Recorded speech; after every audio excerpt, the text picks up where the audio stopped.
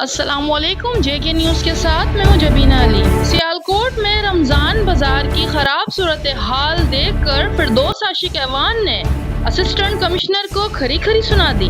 Duty ہے آپ کے اسٹاف کی بھی ہے کہ جتنا تھرڈ کلاس فوڈ ہے یہاں سے اٹھوائیں۔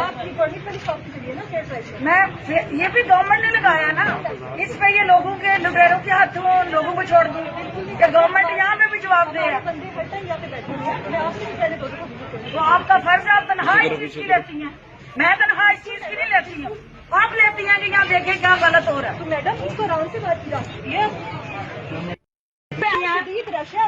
تو رش سب کے لیے ہے، آپ کے لیے آپ کوئی آسمان سے اتری ہوئی ہے، فیکٹریوں کے لیے رش نہیں ہے، آپ کو پیدا جان عزیز ہے، سب کی جان ایک جیسی امپورٹنٹ ہے، آپ کی حرکتیں ہی نہیں ہے ایسی والی۔ جس نے غیرت نے آپ کو لگایا اس سے پوچھتے ہیں طریقہ کاری نہیں ہے تمہارا، تم وی آئی پی